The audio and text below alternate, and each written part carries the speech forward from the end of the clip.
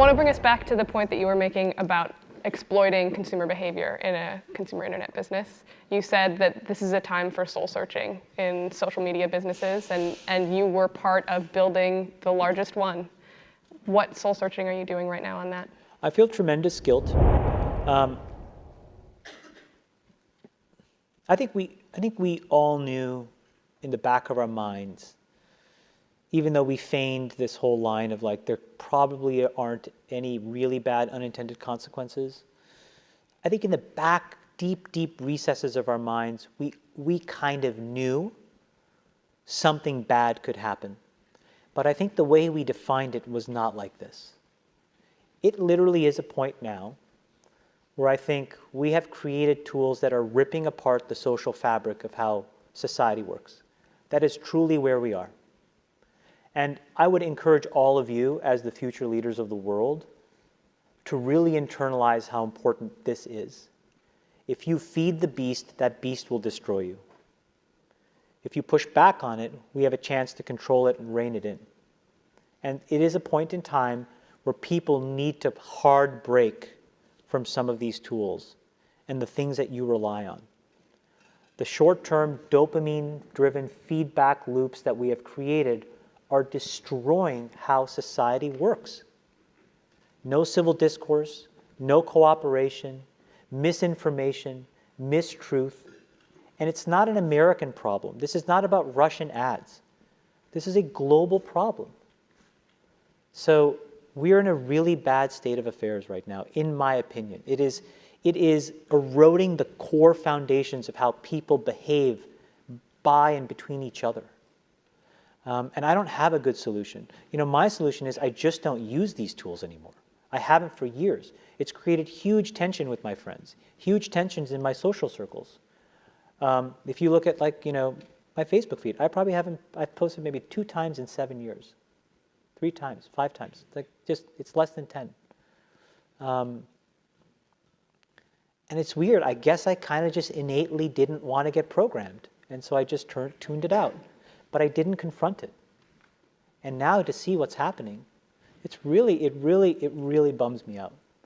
Like, think about, like, there were these examples where there was a hoax in WhatsApp where in some like village in India, people were like afraid that their kids were going to get kidnapped, etc.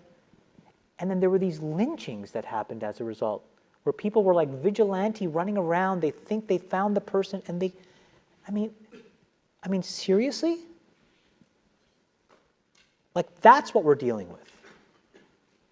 You know, imagine like when you take that to the extreme, where, you know, bad actors can now manipulate large swaths of people to do anything you want. It's a really bad state of affairs.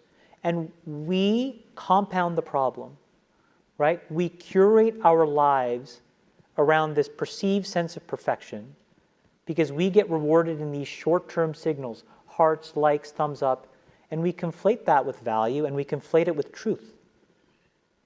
And instead what it really is fake, brittle popularity that's short-term and that leaves you even more, and admit it, vacant and empty before you did it.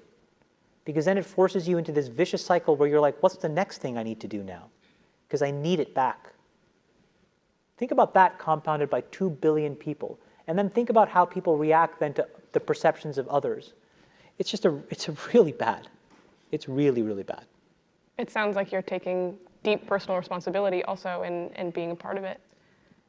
I kind of, look, I did a great job there, and I think that business overwhelmingly does positive good in the world. Where I have decided to spend my time is to take the capital that they rewarded me with and now focus on the structural changes that I can control. I can't control that. I can control my decisions, which is I don't use this shit. I can control my kids' decisions, which is they're not allowed to use this shit. And then I can go focus on diabetes and education and climate change. And that's what I can do.